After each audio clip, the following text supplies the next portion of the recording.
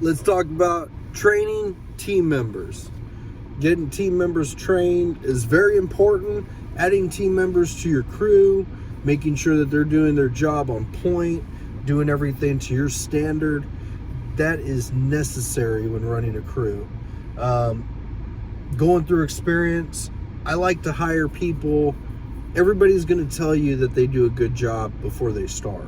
And you can look at somebody's background, resume, and see, and doing backgrounds, just backgrounds to see, can vet people very well.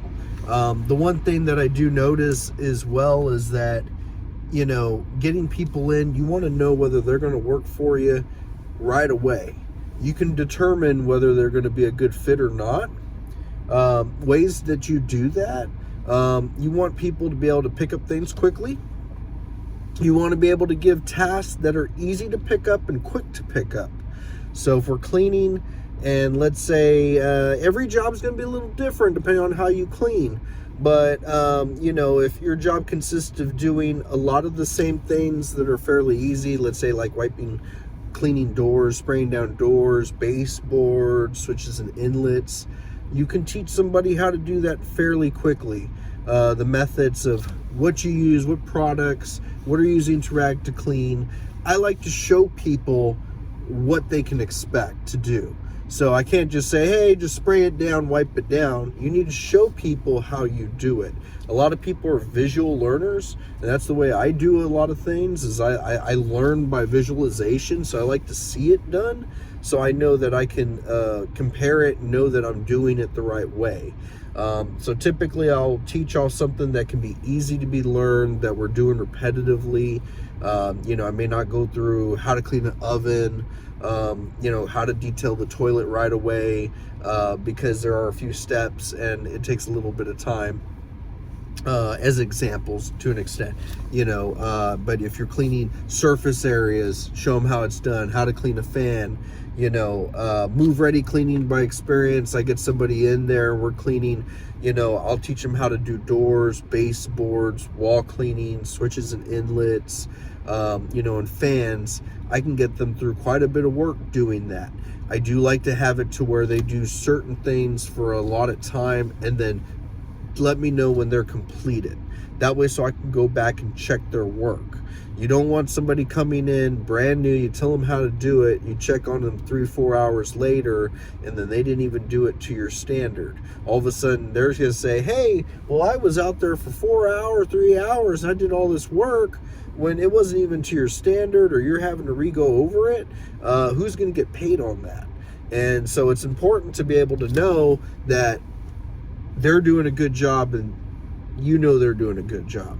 So, I like to be able to teach simple things that people can learn right away. You're going to tell whether the person's willing and able to listen, learn, and tell you when they're completed. Once they're completed, you make sure it's to a certain standard. If it doesn't hit, just let them know in a very good way, as far as letting them know, hey, don't put anybody down. Hey, you didn't do it right. Let them know, hey, great energy, we're making it happen. These are the things that we would add to it. Okay, let's go ahead. No, it looks great, but we can do this. This is going to make it to our standard. So don't put people down like, no, you're not doing a good job. They're brand new.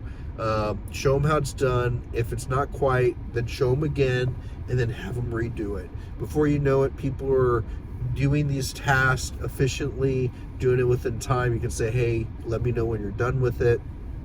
There's going to be a lot of people that you may hire and want to give an opportunity, and it just may, it may be difficult to find that right person. There's a lot of people that say they'll do a good job, but the way that they work, it's the way that they also listen. Are they willing to take direction? Will they let you know when something's completed? Do they give respect? Do they come to work, on time, looking professional? A good representation of your company. So those are all things important to do. I also do recommend in many ways, if you're looking to hire people that you can really trust, I would say, background checks are good. Maybe even drug tests are good. A lot of people think, well, in the cleaning business, it's not we're not having to do such a background or whatnot. You are putting people into people's homes. So you want to make sure, first off, they're trustworthy. If there's jewelry around or gold, are they more susceptible to picking those things up because, we didn't vet them properly, or they look like they have a solid background, good work history, look like they can pass a drug test or do pass a drug test. Those are all good things to get in the right people. There are particular individuals that I'll notice I've worked with that have some of the same issues. And usually, I feel like as if they may have, maybe they have drug-related issues in some way, They can't concentrate, focus, they take too long on something, don't finish something off.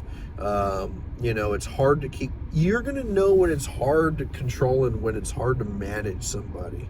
I'd rather go out and clean by myself than have another person with me that doesn't listen, doesn't do direction. You sometimes think the more hands, the better it is. No, not necessarily. It is better to get people in that are going to do it the way you like it, or easy to pick it up, because all of a sudden you get people on the same page. They're doing the work to your standard.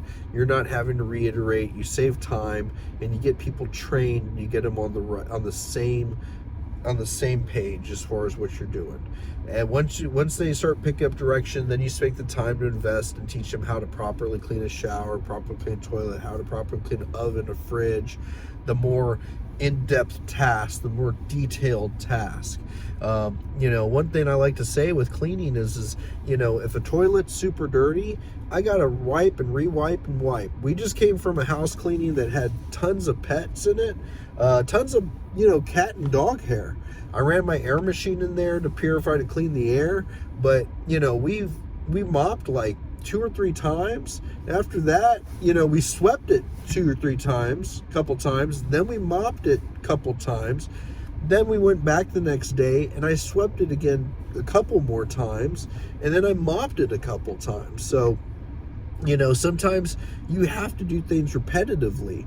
If the toilet's dirty, I'm going to wipe it till the rag's clean, then I re-wipe again from top to bottom. If that rag's dirty, I re-wipe it top to bottom. Before you know it, you've wiped it down maybe 3, 4, 5 times, depending on how dirty it is.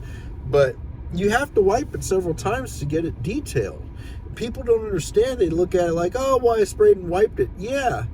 Is it clean enough to where you can, I like to joke with the crew, is it clean enough to where you can lick it? Does it look that detailed? Does it look good? And a lot of times when you have, you need that TLC, you need to go ahead and give it multiple clean downs, rub downs, so to speak, because, that's what it takes. And that's, like with those floors, I had to do them repeatedly to get the hair off. The hair was still in the air, it's coming down. You don't really notice it, but when you sweep it, you'll notice that pile builds up because of all that hair.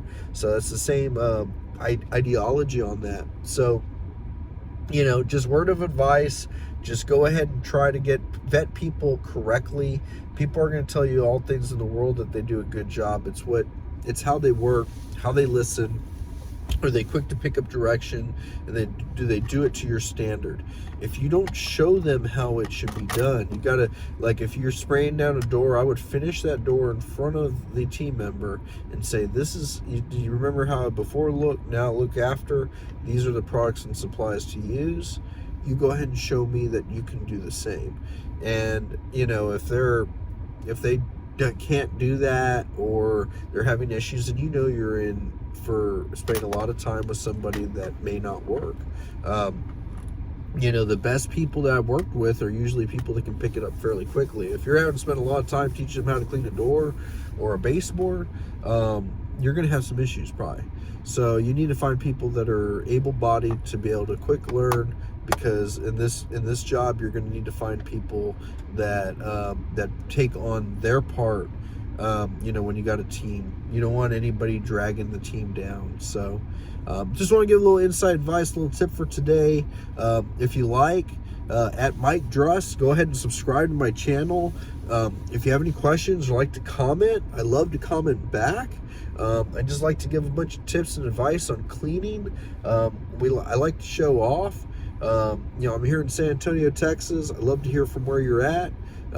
But you give me more ideas as far as tips, whether it's how to run the business, products, things like that. I'd love to do it. Thank you all so much for watching, spending your time today. Y'all have a good one. Let's get it.